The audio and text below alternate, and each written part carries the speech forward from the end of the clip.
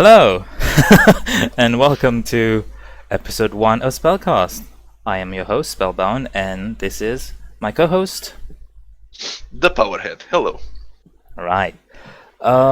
So I guess, who are we? Who are we to be talking about? We'll be talking about video games. Do we have credentials in the gaming industry? For me, it's a no. I'm just a gamer, but I like to talk about video games. What about you, Power?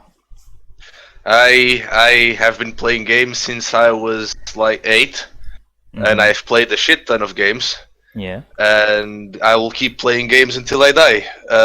Apart from that, I have no contact with anyone in the gaming industry whatsoever. But since I've been playing games most of my life, I think I'll do fine for these sorts of talks, Yeah. which is nice. Yeah. It'll be fine. You'll see. Yeah, so we're just a couple of plebs talking about video games, what we like, what we don't like. And speaking of what we don't like, Bethesda. Yes. Well, it's not that we don't like Bethesda. I wouldn't say I don't like Bethesda. Yeah, it's I actually it's like a love-hate Bethesda. relationship. Yeah, Exactly. it's like a love-hate relationship. It's Exactly. like those kinds of relationships where you go and you're like and it's like your first love, you know. You're all bedazzled by it, and it's like, oh, you're so great, honey. I've never met anyone like you. And then you see that You do meet someone that's better than that. yeah, and then you do meet someone that's better, but it's like, but every time it doesn't work, you just go back to Bethesda because it warms your heart with fuzzy feelings. Yeah. Bethesda, a love-hate relationship, right? It's this the Bethesda formula that's so specific, not specific, but like it's their signature, the way that their games are designed, and it has its flaws. It has its It has its big flaws, and Yeah. it's gotten old. particularly with the last game that came out with that followed that particular formula. But I guess this is what we're going to explore in this first episode, the Bethesda formula. Personally, I've really always enjoyed Bethesda games. I started with Oblivion. It was touch and go at first because, first of all, I didn't have a PC that could handle Oblivion at the time. And when I did get it, it was this... You feel overwhelmed the first time you play an open world game like that. For me, it was like I got out of the sewers. I'm like, what do? I don't know where to go, right? And you sort of... I gave up initially. But the idea of the game was interesting to me, so I kept coming back. What to me is really the thing that to me is the most precious about that Bethesda formula. It's not. I'm not even sure if you could count this among the formula, but to me, it's mods. This is what makes Bethesda games so great. It's your ability to modify them. But that being said, mods alone cannot. It seems to me that Bethesda relies on them the mod support to make their games great. Yes, And- especially now in Fallout 4 and the latest Skyrim re-release for the Remaster, latest generation consoles. That they rely on it, and perhaps they rely on it too much, and that is a problem. Yeah. But it's like they're admitting to the problem, but not doing anything to fix it. Instead just relying on other people's work to fix it, which is not the best. Which needs to change. Yeah. If they want to improve their quality and improve their games. It's sort of this situation of you like you said it earlier. This person that's so the first love, it's so perfect. You can't imagine anything better than that. But then when you start to sort of getting familiarized with the situation or the person and starting to understand all their quirks and stuff like that, you start to see the flaws. And that one trait that was so fantastic about them is not enough to make that person just Oh no. keep being the best the whole time. And it's the same thing with their games. Mod Yep. support is not enough because No, it is not. there are some At all. things that you cannot mod. Yep. You can try. Yeah. And there are many amazing mods both for Skyrim and Fallout 4. But Yes. but the mods don't make the game good. The mods just improve on what the game is built. Yeah. Because the mods depend on the game to work. They are Fallout designed 4. around the game. Exactly. Prime They are designed. feature like the thing that makes Fallout 4 quote unquote unmoddable, right? It is moddable, but it's the mods are not going to fix the most fundamental problem with the game, which is its lack of RPG-ness. Its lack of RPG-ness, this sort of like even though, like for example, the slight of there's no little to no RPG elements, and the RPG elements that do exist are very minimal. And then you have like mods can try and change the story, but not in a way that feels natural. And like, because let's admit it, the story in Fallout 4 is not that great. Yes. Plus, it's I think people have complained about the voice protagonist being one other thing that just makes modding a better story or more compelling, like side quests and stuff like that. Just makes that not necessarily impossible, but it pales in comparison to what the vanilla stuff has. Like you're just gonna add text without voice. Suddenly your character's silent and there's this disconnect. Personally, I quite enjoyed having a voice protagonist. Like I like that my character felt really human, and but I personally have quite vanilla taste when it comes to how I want like my characters to be. So it might not apply to people who want to make something like if you want to make a character that's just in your head, he's brutish and has is gruff, like his voice is like a voice of a space marine, like a voice like gravel or whatever, however they can describe that. Yeah, of course, and you So should. you It's can't an do it. RPG. Yeah. But you should, because it's an RPG. And RPGs yeah, like in are Fallout all 4 about, you can't do it. Yeah. Because the voice is already defined. Yeah. It's all about yeah. trying to immerse yourself. It's all about trying to get yourself into the game. Yeah. And you can't do that if your voice is selected for you. Yeah. This is why games like Half-Life and all that and many other games like have silent protagonists. Even though despite they have names and occupations and jobs, like they have this predetermined occupation, but you can still like connect to them because they don't speak, they just interact, and you're the one that's interacting with the world and the characters with your actions. Yeah. I have seen some posts on forums, like on the Nexus and so on, where people were saying to use like machine voices, but not like the ones that sound robotic. There's been some like amazing improvements in how natural automated, like computer generated voices can sound. They're not quite there yet. Like you can still hear the sort of robotic inflection now and then. But this would be very interesting to see how it develops in I the coming think years. that reminds me of EverQuest. But it was a bit weirder because EverQuest depended on online interactions. That's what they used the voice thing for. Like EverQuest 2 implemented it. I don't know how long ago. I never played EverQuest 2, but I did remember when they announced EverQuest Next, they would have like this feature where like you would set up your webcam, and it would record your face, and then would use your face to move the face of the character, and then when you talked, the character would talk as well. And you had this different, and you could use like different voice filters if you didn't feel comfortable with people hearing your voice or whatever.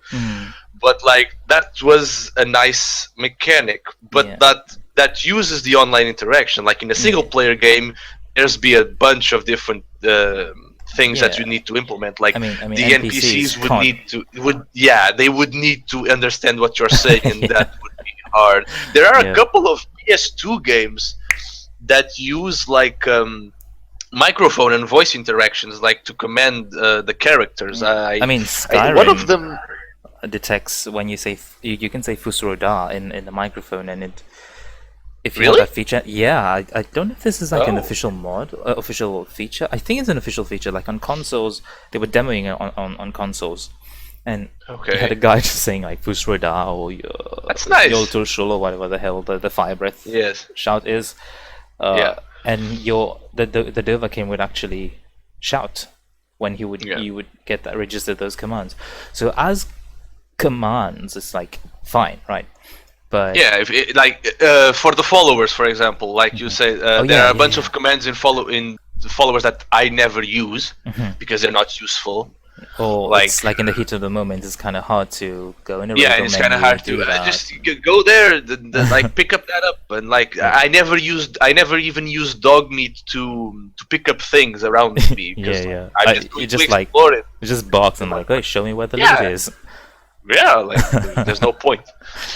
But that's a nice idea because it not only does it make you feel like you're truly interacting with the characters, but it's like it works better than just click. You know, it's like you can just be shooting some raiders or whatever, and then just ask one of the guys to just like flank or go around or what. And to sneak mode, go behind. Yeah, it works like. Yeah, exactly. Like, you give your follower a silenced weapon and you say like, hey, shoot that guy, I'll shoot that other guy, no one notices a thing. But the Fallout 4 engine does not allow that type of interaction, and the stealth does not work that well for that sort of thing. But it should. And I hope that's something they work towards. Like those special interactions and special little characters, gimmicks. That would be nice to see. Hi, we're back. Because my ISP hates me. So ISP's in Portugal. Anyway. Yes. You were talking about stealth. Stealth.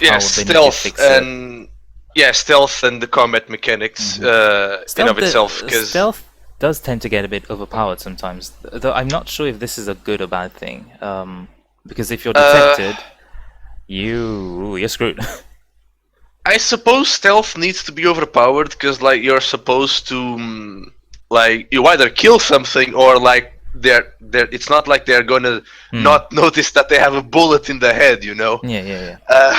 So like it needs to be a one-shot kill, but it shouldn't be a one-shot kill for everything. Yes, maybe things like bosses should be exempted. Like, for instance, in Oblivion, spoiler alert, there is this super powerful necromancer called Manimarco that you... Spoiler alert for an over 10-year-old game.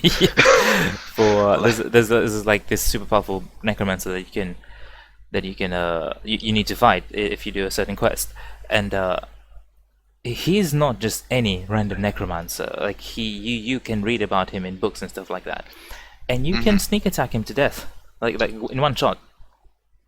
Yeah. So maybe like spare bosses or something, give them like sneak attack resistance. I guess, but it's like he's just a guy, right? He's a very powerful guy. Yes. But it's just a guy, and in the end of the day, like an arrow's going to kill him. That's the idea. Maybe not. And it's like, remember when the first preview of Assassin's Creed came out? Oh damn! Like in 2005, 6. You're gonna have to refresh my memory. Like it was supposed to be a PS3 launch title, right? Okay. But then it was delayed a bit. And like, if you look at that footage, it's like you're not supposed to get hit once. Oh. And like as soon as you got hit, you just died. Oh. Like you're dead. Okay. Then they changed it. Then they changed it. Where you're Where going. you see where I'm going? Yeah, Like, yeah, where you're going. and then they changed it to you have a health bar and you start taking damage and eventually you'll die. But it's like if a sword's going to hit you, you're going to die. Like, you know, and I know that this shouldn't work like that in the RPG. But I guess But it can, because that's sort of the one of the things that Yeah, that if Elder you- Scrolls games tell you. Like, you can be however you want to build your character. You can build it however you Exactly. want to. And it's like, if you notice it, especially in even in Morrowind and like Oblivion and Skyrim, like most of the things that are in your level just take about 2 to 3 swings to kill.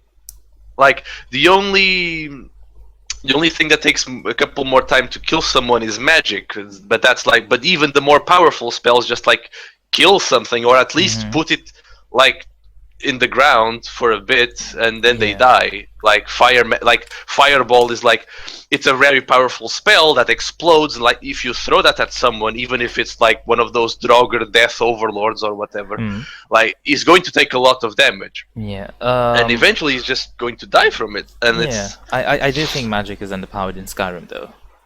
yes, in Skyrim, and in Oblivion to some extent, like not all magic. Combat in general for Elder Scrolls games is It's not very good. Like most of it is just like swing your sword until it dies. It's very basic. And yes, it's very basic. There's not much meat to it, and most of the and in the end game, you just like they're like, you're fighting bullet sponges. yes, you're fighting bullet sponges, and it's so annoying. Like I have this, like especially in Skyrim, you know, and in Skyrim not so much, Dragons. I guess. But yeah, dragons, like especially like the Ancient dragons or blood ancient dragons or the legendary dragons or whatever the end game so dragons are tanky. called. Oh my god, they're so tanky and they're so annoying, and it's try like taking that I get it. down with a mage. I get it. Yeah. It's, Man, such a pain. I like. Yeah. I tried to build a mage the first time I was playing through Skyrim because I wanted to be that guy. Like I have a sword and a spell, like you know, like this spell sword kind of guy. Tangent. Did you see the Elder Scrolls Online the expansion that's coming out? They made like a cool CG cinematic. And there's a guy in there with a sword, like he's bashing things with a sword, and then suddenly he starts casting ice spells out of nowhere. Okay. I'm like, wow, I did not see that coming. That's really cool. Yeah. Okay. That's nice. And you can actually do these kind of things in Skyrim. To sort of avoid getting scattered, like let's just go back to the combat for a second. Yeah, let's go back for okay. But yeah, it's like you progress through the game and like you build these awesome weapons, and the latest weapons like Daedra weapons or dragon weapons and whatnot. And then you found this really ancient, decrepit undead that just has a big axe, and you're like, you slice it, and you've been slicing there for like 5 minutes until it finally dies. And that's annoying. Yeah, it really is. It's sort of the same problem that games like Borderlands have when you have like 4 players. Everything has become super tanky, and it takes away from the fun. And the same thing applies in Skyrim. Like when stuff becomes so tanky that it's really not fun anymore. Yeah, exactly. The combat needs to be more fluid. It does. It can't be like just the hack and slash and then you're done and you level up one-handed and whatever. Yeah, and it power can't be like attacks that. need to stop being just variations of hitting them hard. Yes, like it's like they need special moves. Have you ever played? Have you ever played Dark Messiah? Of Might and Magic? Of Might and Magic, yes. Yes. Oh my god, that game was amazing.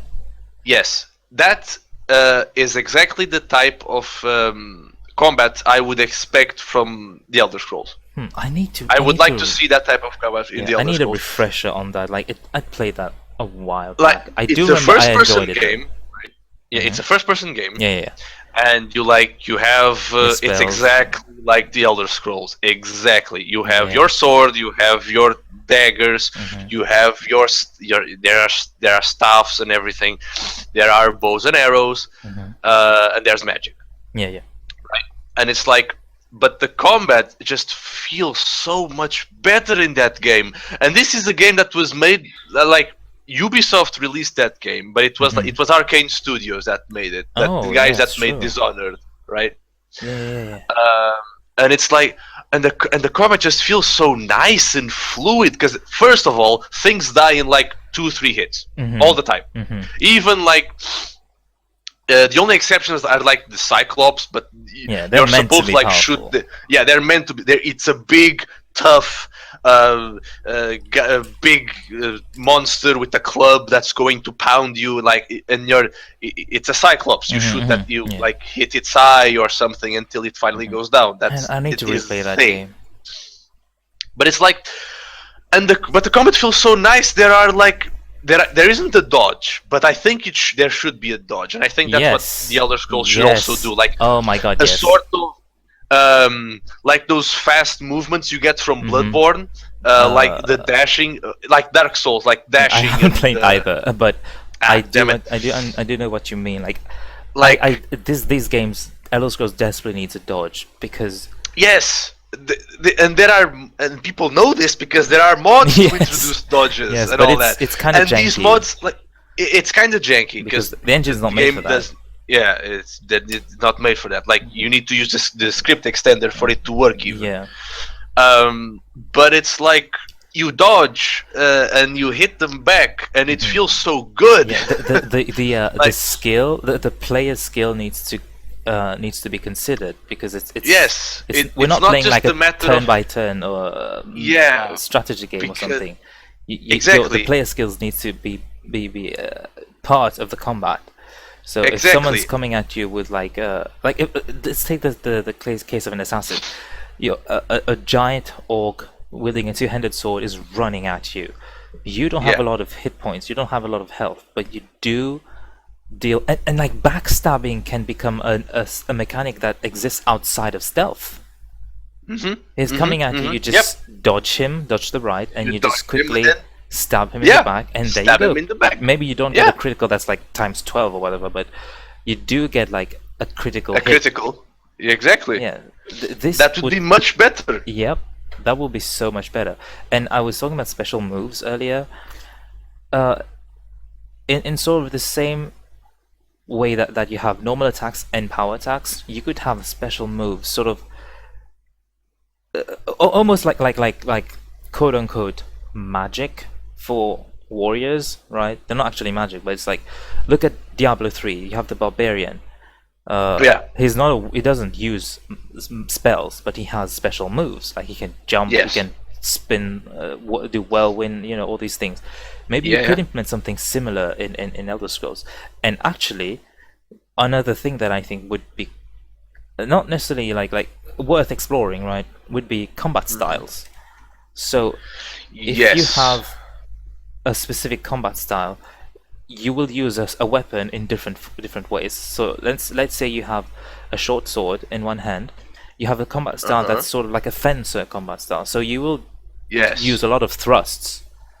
But if you have a Yes. different combat style, you And will slash a those lot.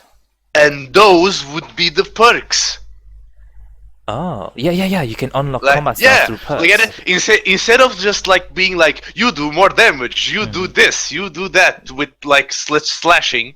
Those could be the perks. That's how you Yeah. build your character. Yeah. Like you want to play like a sword and shield guy, just like a Roman legionnaire, you know? Yeah. Oh, yeah. Like just stabbing things with your sword and protecting yourself with your shield and just like those would be the perks, not just boring stuff like oh your swords do 20% more Yeah. damage, Oh, go God, have that's so fun. bad. That's something that should happen This is missing with the the point. leveling. This is missing the point with perks. If you're going to do like 10% damage increase, this is not what perks should be about.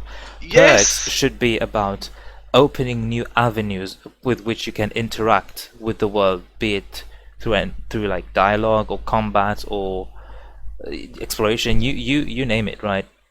Yeah. It shouldn't be Exactly. like just making your character stronger. This is This, This is if we go to yeah. Fallout, this is what skills are about. If you look at the Fallout way of doing things, perks enable you to do new things. Yep. At least it was in like the previous ones, but and skills are what you use to just buff your character in certain ways. Fallout 4 sort of dropped the ball on that because they eliminate skills altogether, and I think they need to bring skills back, just if not for that purpose. Not to say bring it back, but at least have something of the sort. Maybe you have two separate types of perks, right? Skills are not necessarily like put 10 points in small guns. You can have your skill perks, and then you have your perks. I know I'm might confusing people here, but bring skills back at least, at the very least, is would be an improvement and make the perks interesting. I guess bring skills back, sure, but not the way they were implemented in Fallout 3 and even New Vegas. Oh, really? Yeah, because I don't like I understand the thing of you start the game and you don't know how to use a gun, so you're not as accurate, and you can't use the gun that efficiently. Do you like the way skills are learned in Elder Scrolls? Like, if you cast a spell 10 times, you will get better at that school of magic. Yes. Yeah. Okay. I prefer it to be like that. Because I don't think it makes sense. Like, you're shooting a gun and like you don't know how to shoot a gun. Okay, that's understandable. Yeah. Like, you're not going to be as accurate, I guess. And maybe in Fallout, like the gun sometimes jam, but that's more to do with the repair skill. Yeah. And I get it. But like, I think New Vegas did a better job at it because the repair skill meant nothing except the supreme condition of the weapon, which is like you could have the repair skill at 0 in New Vegas, but still be able to repair a weapon to the maximum. It just wouldn't do as much damage. That makes sense. Okay, yeah. Like, but if you level up, but like in Fallout 3, you can only repair to a certain extent. If your repair skill is at 40, you can only repair 40% of the weapon. Okay, fine. Right, yeah. But what does my small gun skill have to do with the damage that the gun does? You know?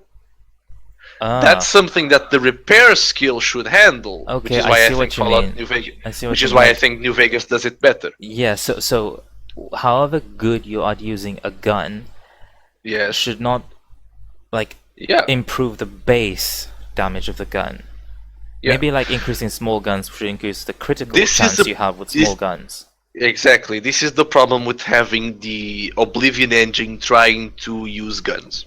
Yeah, but they did sort of fix that in Fallout 4. Like the gun play in Fallout 4 was I guess like first-person shooter enthusiasts will say it's bad or super basic, but it's clunky. Functional. It's clunky. The Fallout 4 gun?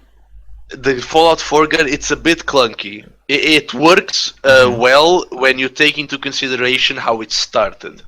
Yeah, definitely. But like it's a major improvement from Fallout 3. Major, like, considerably, significant. Considerably, but it feels Fallout 3 was not clunky. Was not.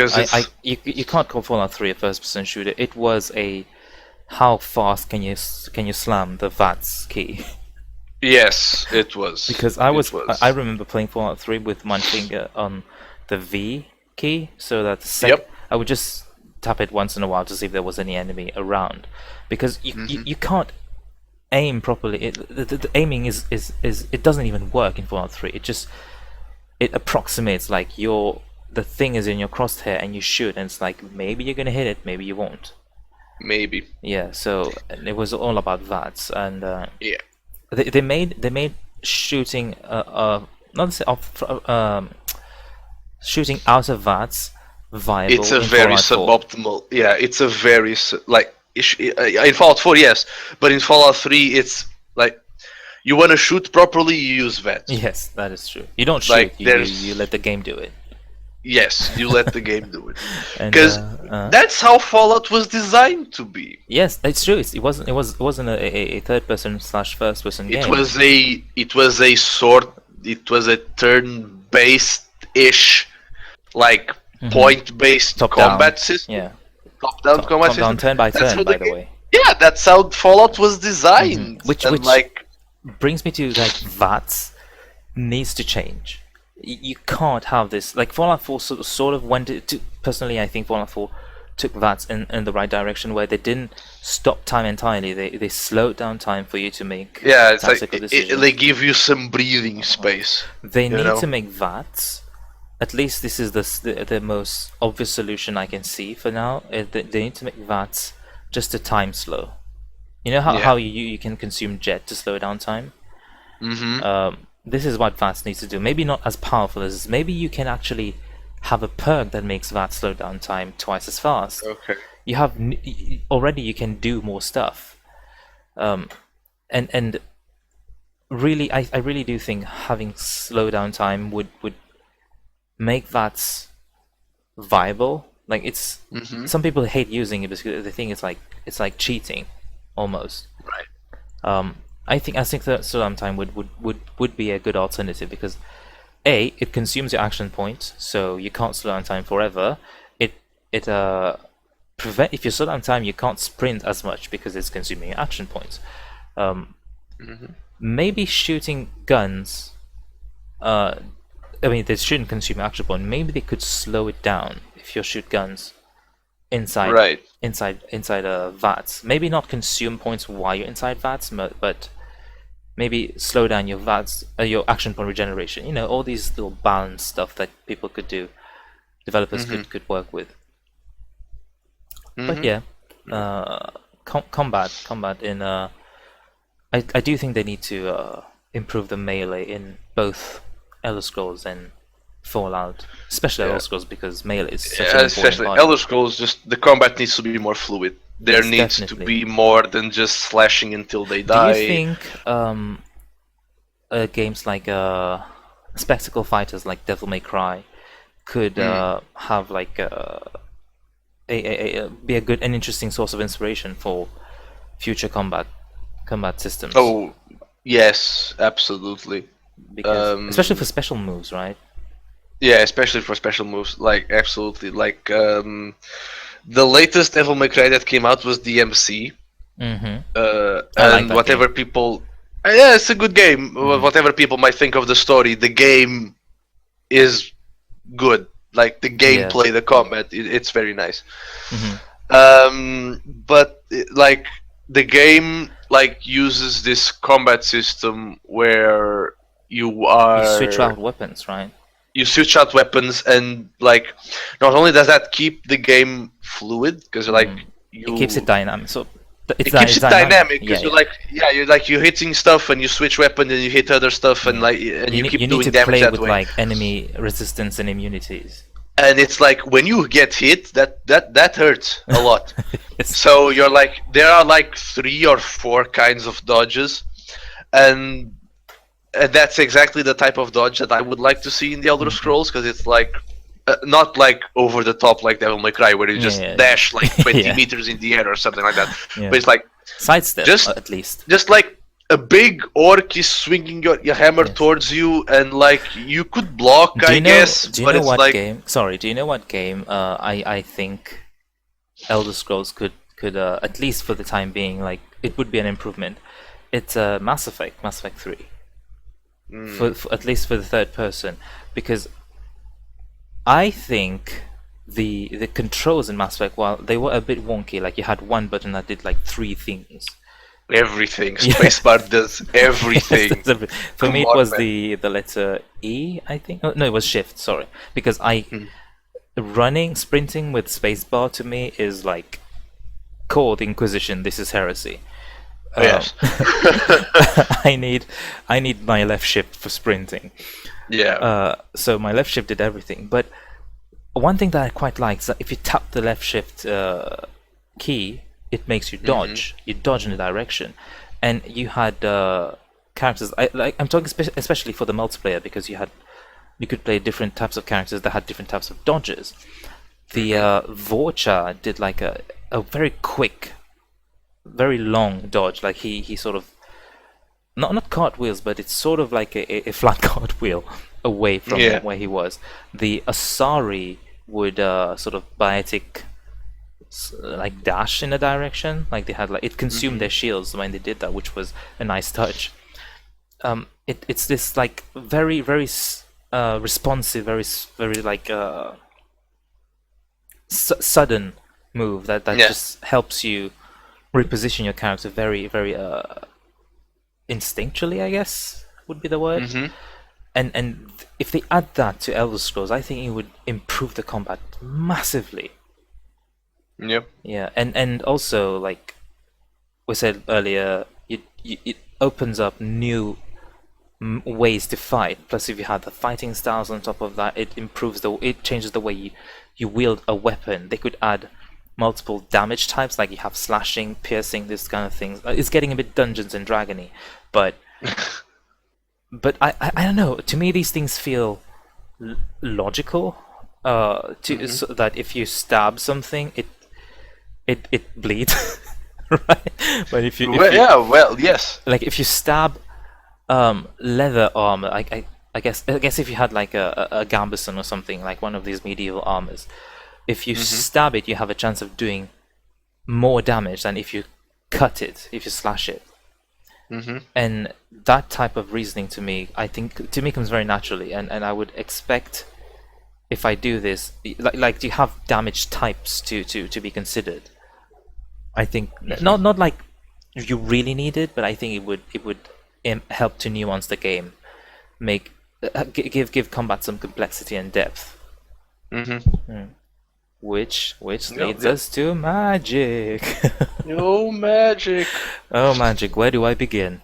Oh, I was so happy when I saw how magic would work in Skyrim. And then I was disappointed to see that it didn't work properly. the problem I have with Skyrim's magic, it's not really a problem. It's I guess it's a personal taste. Like I think that magic should be like when I was young. This was I was completely different, but now I think magic needs to be not like rare, but it should feel important. Like if you cast a spell, people should be afraid of you. But in the Elder Scrolls universe, it's like in the Warcraft universe. Magic is very widespread. It's not something that's just oh my god, that guy just controls fire. That blows my mind. That it doesn't happen. It's not like that. So I'm willing to forego this sort of this idea that magic should be not rare, but it should have like gravitas. And instead, I think the magic system in the Elder Scrolls games should look at specifically Diablo 3 for the wizard. The wizard has what is called signature spells, and then the rest are arcane power spenders. The wizard has arcane power. Her arcane power regenerates very quickly, and she can increase the speed at which that regenerates by casting signature spells. Signature spells are the spells that you're going to spam. These are the spells that you're going to. It's like shooting arrows, striking with a sword. Signature spells is your bread and butter, right? And then when you want to do more damage, aka like with combat, I said we should have normal attacks and then special moves. Similarly, with magic, you would have your signature spells and then your special spells. These special spells would go on a cooldown. They would be they would cost a lot of magicka. They would be they might take some time, like a few seconds to cast. All these kind of things. And to just give an example, you can cast let's say flames, like the jet of fire. This is a signature spell. It consumes very little magicka or none at all. But if you want to cast a fireball, you take like a few seconds to ready that ball of fire between your palm, and then you launch it, and it's like an AoE spell. It does a lot of damage. It's destruction, right? You're right. You shouldn't be So- able to just hurl fireballs just willy-nilly like that. Mhm. It So cheapens the basically, spell. you. Oh yeah, true. So basically, you wouldn't use Magicka. Like you would use smaller spells to charge up bigger spells. Not necessarily charge them up, but sort of. To be- I think it should consume magicka, but maybe much less. Either that, either you should have a very large magicka pool or a smaller one, but that regenerates really quickly, sort of like stamina. I remember one of my friends talking about Skyrim Magic, and it was like he wanted to make a mage, Yeah. but as soon as he started playing the mage, like he would kill like a bandit or two, and everything was fine, and then like he leveled up a bit, and then he was like, Magicka consumes really fast. It does. Oh my god, it does. So like he's trying to kill someone, but he can't because like Yep. he does damage. Okay, yeah, and I need to stop. No magic. Right. So and then the bandit just like hits him a bit, and then he recharges Magicka, and then hits him again, and then he dies. It's this eternal game of God, what is that expression? Like cat and mouse. And then yes, and then he like he talked to me about that, and he's like, I just wish I could use like he was level 30-ish, right? Yeah. And he was casting novice like those little flames or sparks or whatever, like to kill just bandits and whatever. Oh, I know that situation all too well. Because every other spell is a lot of magicka. Unless you have like this massive pool of magicka, like you're going to cast one or two and then just either it's dead or you just wait a bit and pop some potions or whatever. If you have a massive magic pool, that means you have no health and no stamina because you invest everything in magicka, and you die in 2 hits. Try playing legendary difficulty as a mage. Yeah. You know what? It's horrible. Good luck. It's horrible. So the thing he told me was like, wait, why am I like I have invested every single point in magicka. I have like 60, 70-ish destruction skill already. Why the hell does this novice basic little spell like flames, sparks, whatever, why does this consume magicka? So like I understand why like shooting lightning bolts at someone like would like deplete your mental power or whatever, but like I have been doing this for hours now, and like this little spell consumes my magicka in like 10, even less seconds. I mean, to be fair, like flames, when you're at those levels, those flames and stuff like that doesn't consume that much magicka, but they also deal like next to no damage at this level. Yes. Because it like spells in Elder Scrolls don't in Skyrim they don't scale. You have 100 destruction. The flame spell you learned at level 1 is gonna do the same damage, which this blows my mind. Right, I don't know why Bethesda thought that this was a good idea, and practically every mod that deals with magic tells you that spells now scale with skills. If you have 100 destruction, it's going to increase your spell damage by this amount. And you know what? Good, but to me, it still suffers from the same problem of not mundanity. God, boring. Hold on. Thesaurus.com, help me. Is mundanity even a word? Mundane, I guess. Mundane. I think I invented an adjective. It makes magic banal. Yeah. Right. Okay. And this is yes. I don't like that, and that's why I'm of course saying that not. you have those spells that you spam. And this a few spells to spam. It's okay to make them sort of your bread and butter, like I said, like using a sword. You would use a spells the same frequency as you would use a sword, but then you have your more powerful spells that you use a bit more rarely, like maybe in more strategic sense, more measured situations. For example, a Draugr's coming at you. You have your flame spell, but you also have let's say, a like you can conjure something to help you, right? Like Yes. summonings feel so weak in the Elder Scrolls. Because they are. But the stronger you get, like if you can summon a Dremora, then it's the complete opposite. You just summon them and you sit back and watch them kill everything. Yep. It's like you have these powerful spells, but you save them for very special situations. And there's something you told me a while back. You said have and I call it like real-time Vancian magic. Mm-hmm. You said like you have like charges that your spells consume, and you have to maybe wait. I wouldn't say wait. It has like a cooldown like everything.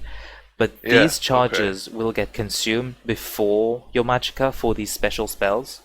Right. So it's sort of like a not like a panic button, but sort of like you have grenades, right? Yeah. You use Okay, them, I get it. You use them like once. You don't just use grenades all the time.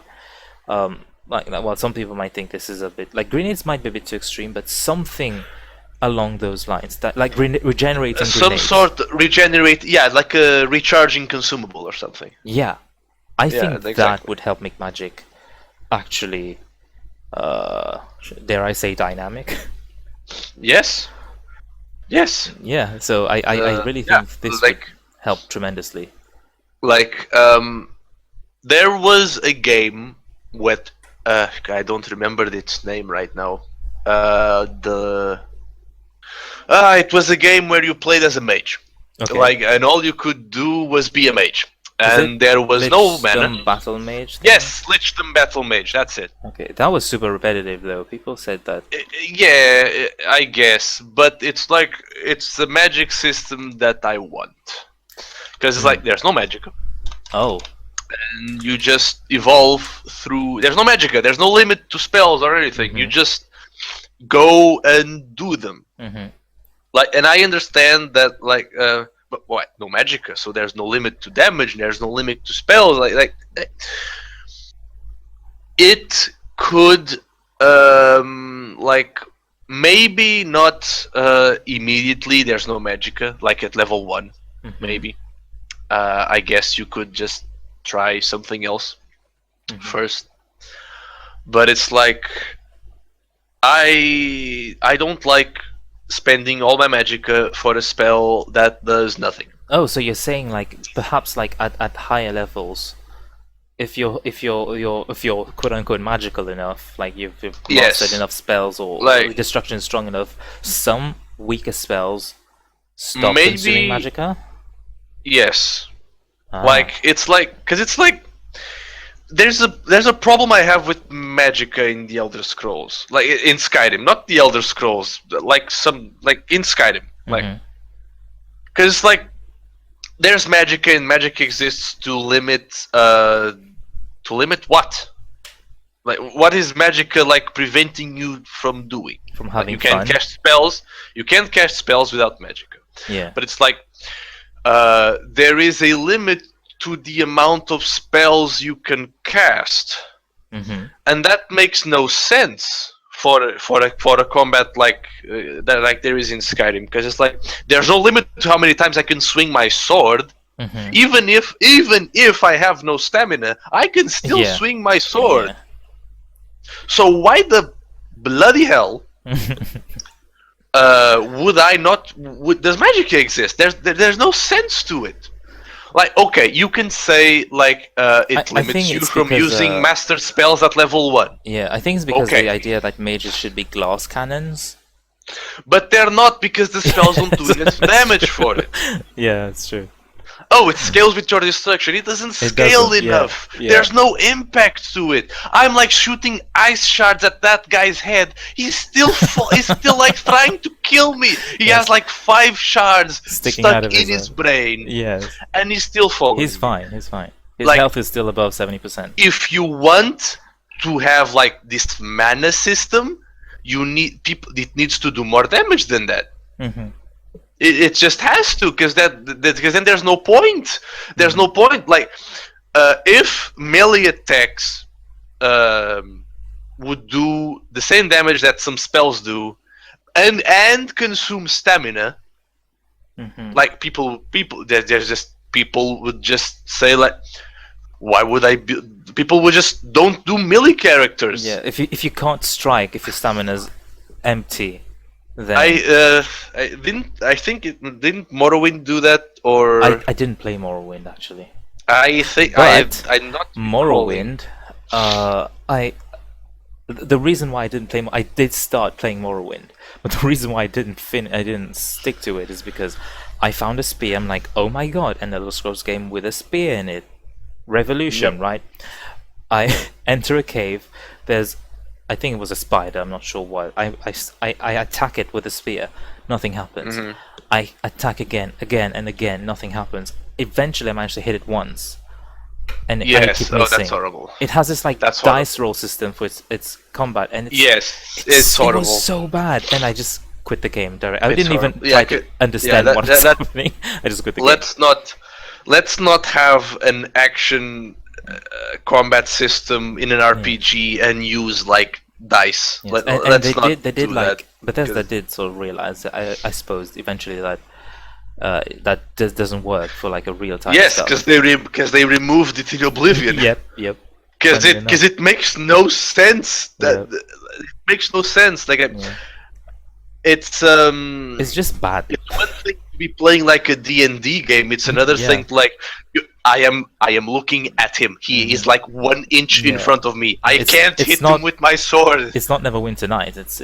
It's completely different. Yeah, it's not like Neverwinter or like any other Dungeons and Dragons game. It's completely different. It's like any of the CRPG. You like can Dragon walk, Age. you can move. Yes, you can walk and move, and like you can do stuff. You need to get close to hit people, and you're like standing right in front of them and can't hit them. That doesn't make any sense. Yeah. So I'm glad they got rid of that. Yeah. But I would like to be able to do my character the way I want without having to worry about if I'm going to fail or not. Yeah. Speaking of fail, do you think spell failure should be a thing? No. I'm what's the point in learning a spell if there's a chance to fail it? If let's say in the one situation I can accept spell failure is you learn a spell that's sort of above your skill level. Let's say you can learn a master spell, but you're not good enough to cast it without failure. So let's say that it requires 100 destruction. You're at 75, and you have maybe 25 is a bit too much, but you have this gap of skill. You need to be this good to be able to cast that spell without failure. Yeah. I can because it makes the spell accessible to you, but it's a risk. You're not powerful enough to use it. It's not skilled enough to use it, but you can still use it anyway. You can gamble, and in this instance, I can see spell failure being a good thing because it's yet another option, another way for you to be able to play your character. You want to play this high risk, high reward character, then there you go. Yes. But one thing that I actually kind of like could make magic work in Skyrim was certain items that you would equip. And such as the Archmage robe from the college. Yeah. For instance, like if you wanted to build a mage, you needed to use that because that was like 100% in Magicka regen, and like there was a bunch of other items that would make mages work, sort of. But the main problem would still be there that like there's not enough damage. Like you can cast more spells, but there's still no impact to them, and that's the actual problem. But they could try and like you've mentioned Diablo a couple of times here, and one thing that Diablo does nicely is like the whole, and many ARPGs do them. It's like the build comes not only from the skills that you're using. Yes. Oh god, I do have a whole thing on unique weapons. I think Elder Scrolls weapons. For like Bethesda unique weapons in general are just Yeah. boring. Yes, some of them are boring, especially because like most of them suffer from the problem that the enchantment system is like it's not very complex. Yeah, Because it's just they need to be able to make it I modular, and yes that kills complexity. Like modularity makes something. yeah The more modular thing yeah is, the simpler it has to be. Well, not necessarily, but that's well sort of the yeah general but rule. yeah because it's like I was imagining something like imagine if the Archmage robes were something like instead of Magicka regen. Like there's no magic in the game, like we were talking about. Like Okay. there's no magic. You just Yeah. cast spells and you do it. But then there's like, well, since there's no limit to magic and spells, I can just use whatever I want, right? Like there's no, I don't need to worry about cooldowns or magicka or mana pools or magic mana regen. You get or a new whatever. meter for like. Like you could have that whole thing like you use smaller spells to charge up for bigger spells. That's an interesting idea. Yeah. But then like eventually everyone just uses heavy armor because there's no point in using anything else. So, but imagine a system, an equipment system like, and I think Fallout 4 was trying to do that With the under armor thing. with the armor with the armor slots and the pieces, legendary armor Oh that god, you they get need to and bring all that. back. I like- think they were kinda there, but not quite, because some of them were still very boring. But imagine you do the whole College of Winterhold, and you're like, and of course you're using heavy armor because why wouldn't you, right? Yep. There's no point not to. Like the whole thing about the heavy armor tree is you take less damage, so you're just going to use that. You're so squishy without heavy armor. It's Yes, but imagine like you finish the College of Winterhold, and it's like instead of just magic regen, it's like it's this very powerful piece of armor that just while you are not using light or heavy armor, your magic spells deal increased X damage. Yeah, so it gives an incentive to not depend entirely on heavy armor. Yes, exactly, and it's like you become more of a glass cannon then. You become more of a glass cannon, but you also like the thing about glass cannons is you kill them before they kill you. Yeah. It's another way to play the game. Exactly. More options. And like it's like legendaries in ARPGs in Diablo. Like they change the way you play, and I think that's what they were trying to do in Fallout 4. Oh. But the thing about Fallout 4 was like. Because you have these legendary enemies and they drop like special pieces of armor with certain properties, and that's very interesting. But they didn't quite get it.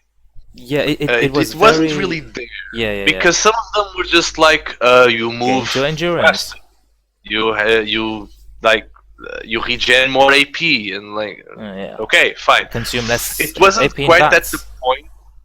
It wasn't quite at the point where they would change how you play, and I think they should, because that's a very interesting way to deal with the equipment. Like there is a lot of like artifacts and powerful equipment in something like the Elder Scrolls, because it's like this magical, fantastic fantasy world. Oh god, Elder Scrolls, like if you look at the cosmic laws or whatever of the Elder Scrolls, it is insane.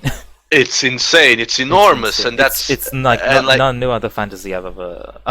To be fair, I'm not that much of an expert on fantasy, right? I know a certain someone that would chastise me for saying I don't know this and that fantasy world, but Elder Scrolls is pretty much wild. It's kind of wild when you look at it.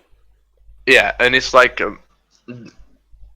There's so much potential, and there are a bunch of gods, and then there's the data artifacts, and then there's. I actually wrote a bunch of. I'm working, as you know, I'm working on a massive set of articles for that for. If you don't know, I have a blog called ludimism.com. Well, go there.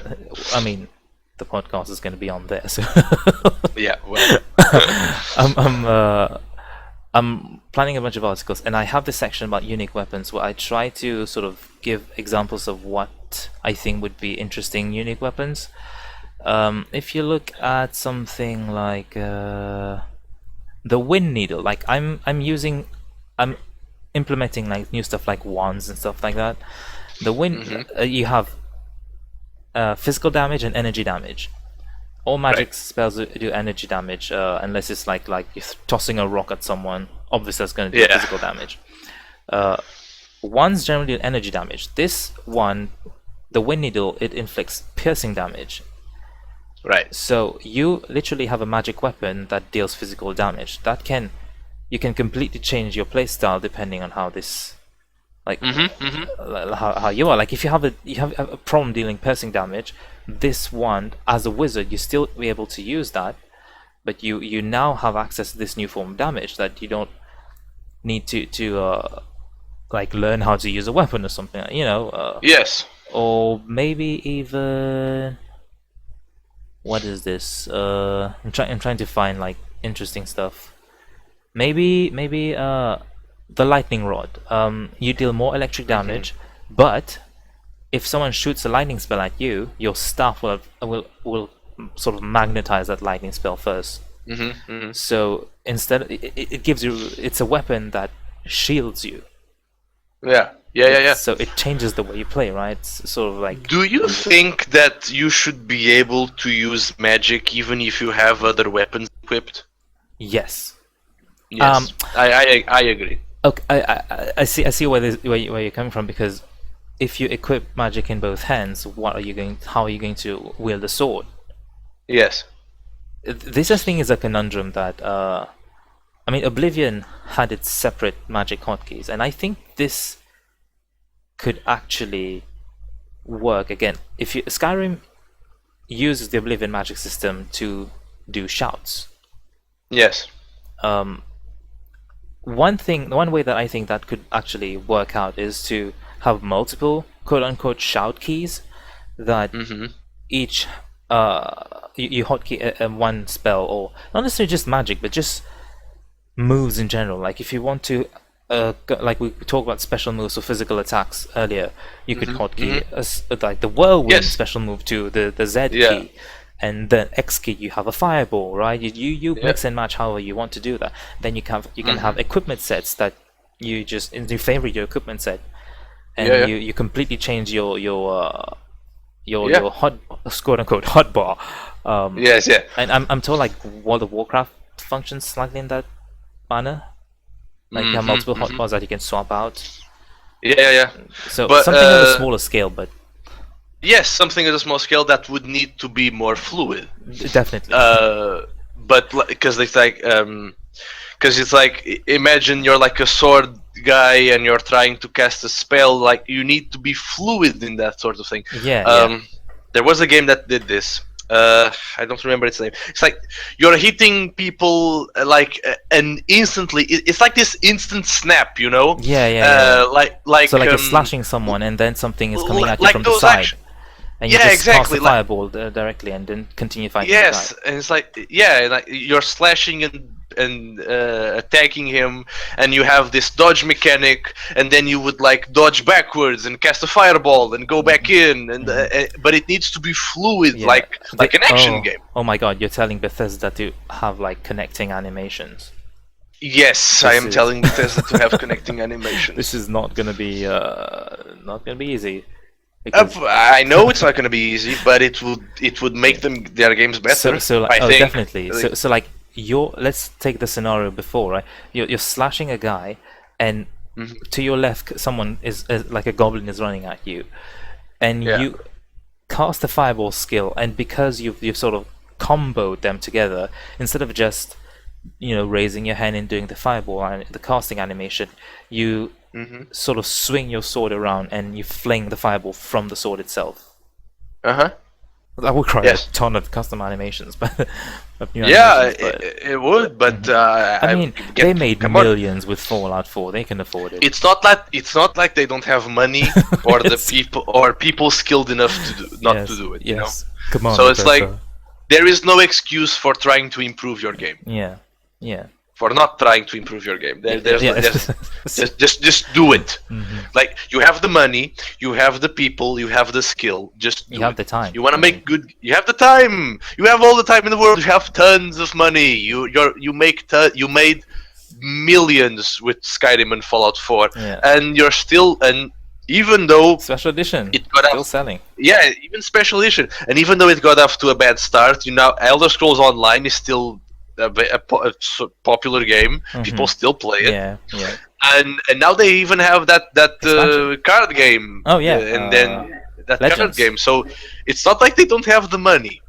Like the only reason for than anything else that Bethesda puts out not having the quality that it needs, like not having improvements to both the mechanics and the engine and the just pretty much everything. Oh, the engine. Do you think that's ever going to change? They're ever going to change the engine? I hope so. I don't think they're going to do it though, because I think that they constantly improve the engine, right?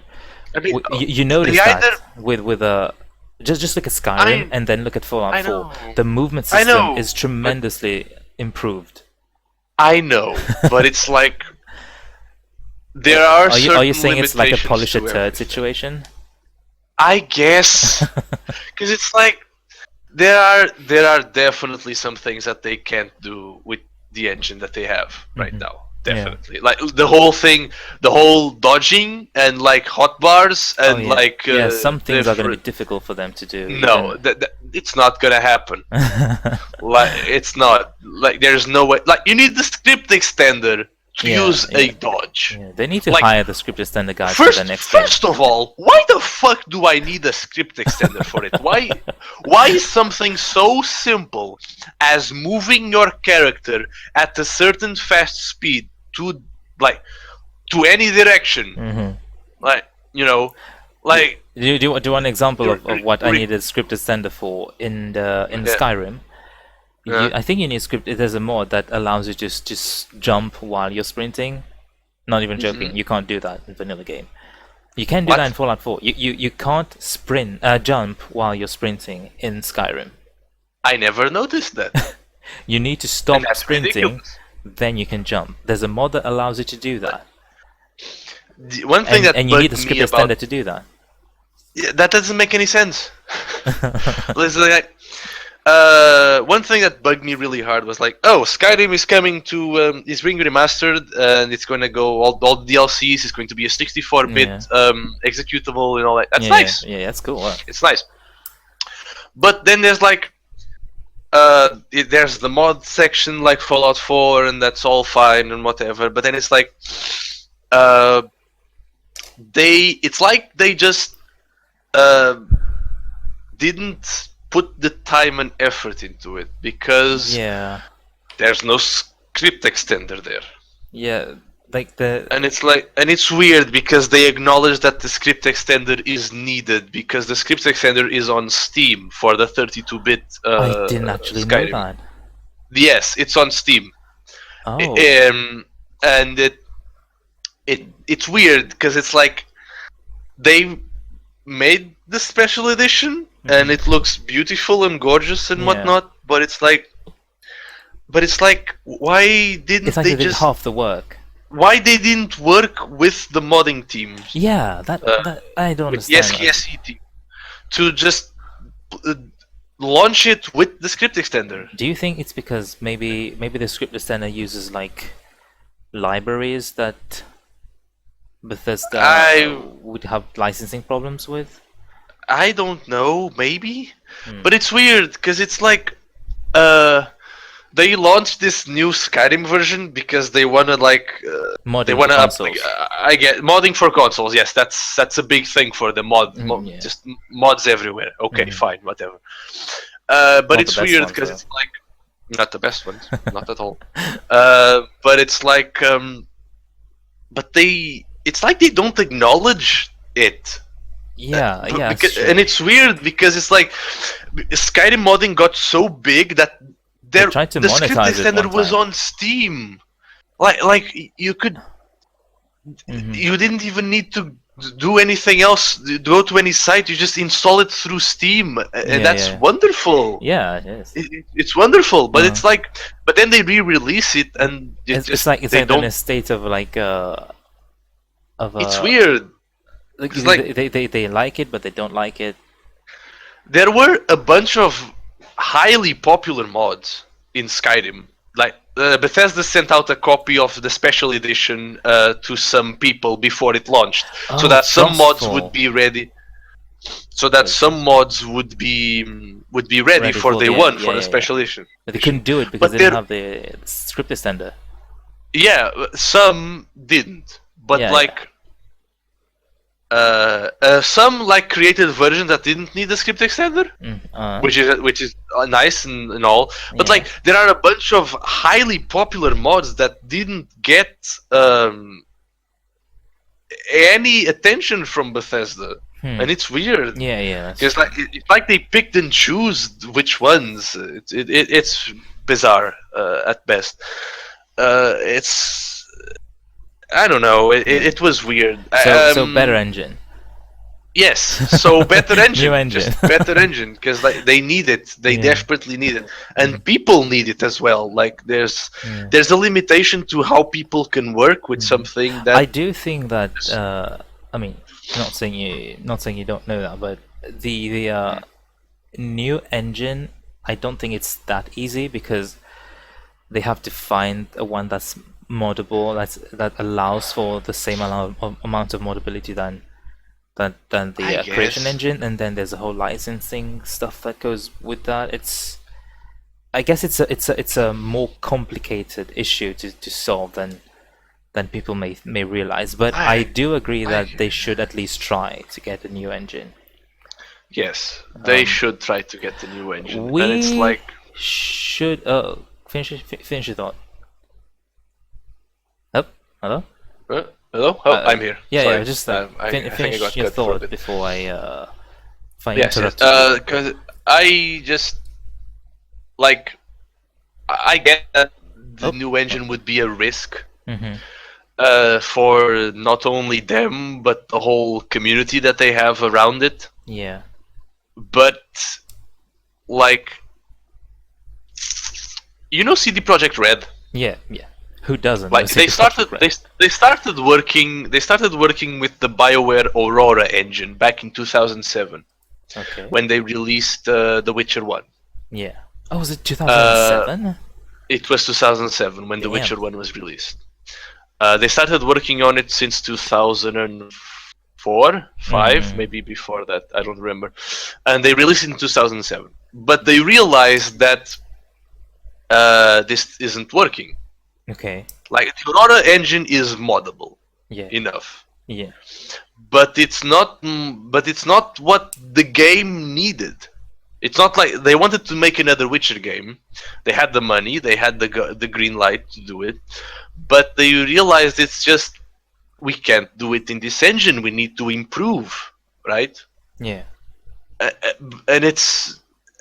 And they realized, so they built their own engine. They built the They built the Red engine for The Witcher 2, and then they I think they modified it for The Witcher 3. It's the Red 2 engine. Yeah. Or it's a different engine. It's either a different engine or they just modified the original one. So they went to the effort of making an engine to make their game better. and they're all moddable. How moddable is The Witcher 3 though? A lot. I don't know. I don't know. I wouldn't say it's as moddable as Skyrim. I guess, but it's like, but they have the time and they have the money and they could do it.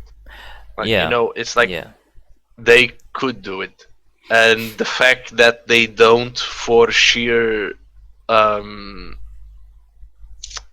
and the fact that they could do it because it's like that the whole thing that if it ain't broke, don't fix it. Yeah.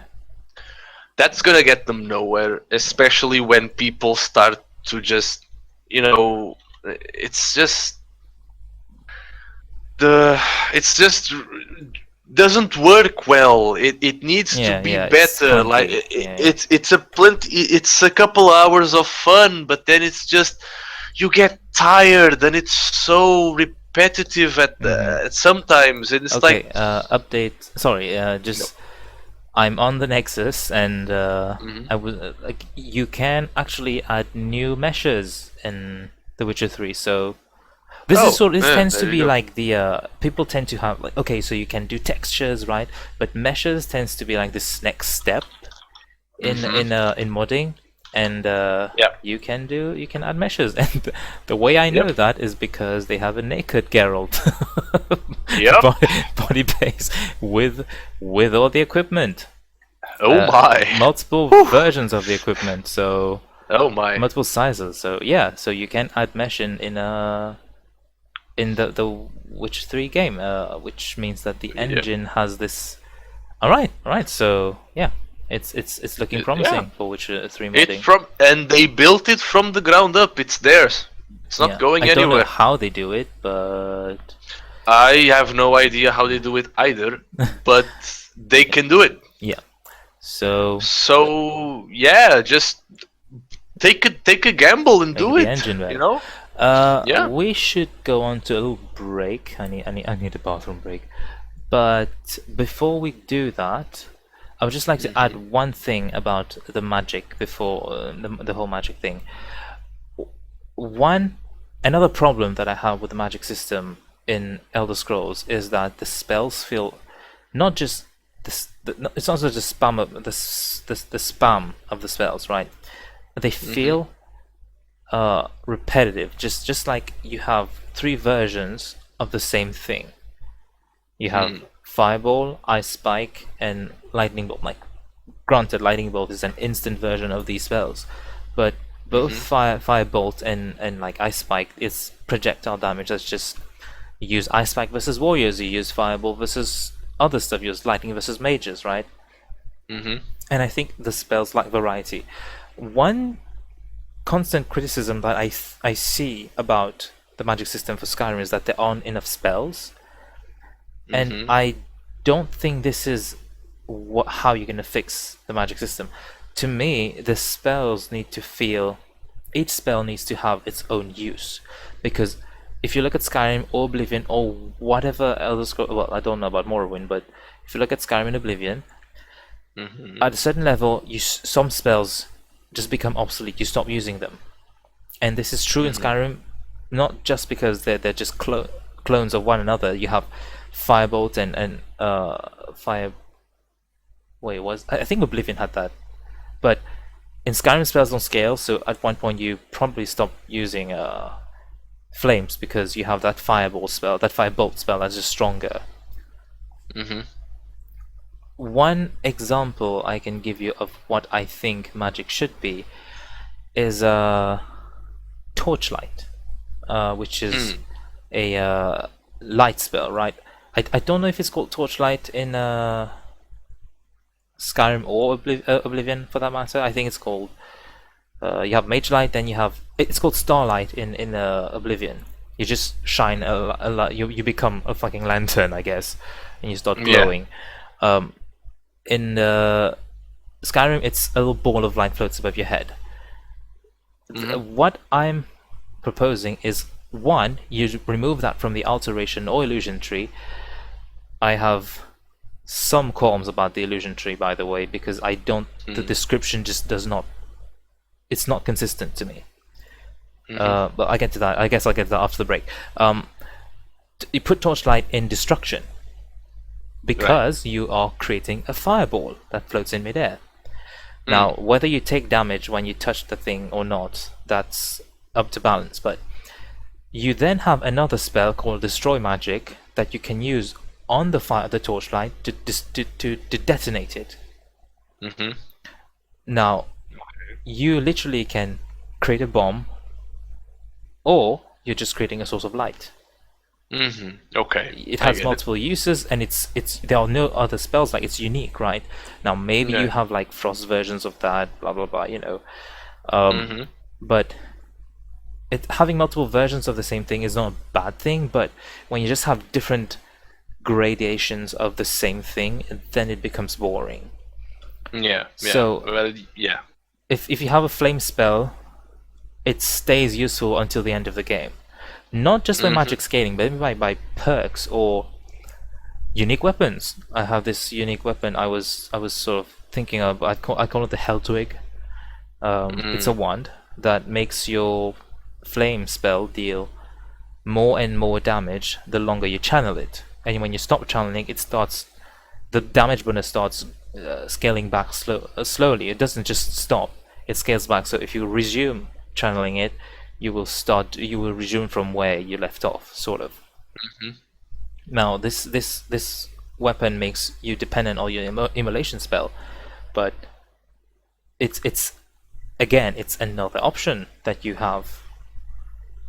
So I do think that spells need to feel more unique by themselves, Mm. but also they need to stay relevant. And having different versions of the same thing is not good game design. This Okay. is Yeah. this is my old Yeah. magic addendum. Uh, do you have So anything? more depth for magic. That's what it may need. E- Exactly. More Uh, depth okay, needs to be better. so Improve it. let's take a little break. Well, it's going to be instant for you, listeners, but let's take a little break, and we'll be back shortly. Shortly. Due to the unexpected length of this first episode, we've decided to split it into two parts. This will be the end of part one, and the conversation will continue over into part two. So do keep that in mind if you ever do listen to it. Thanks.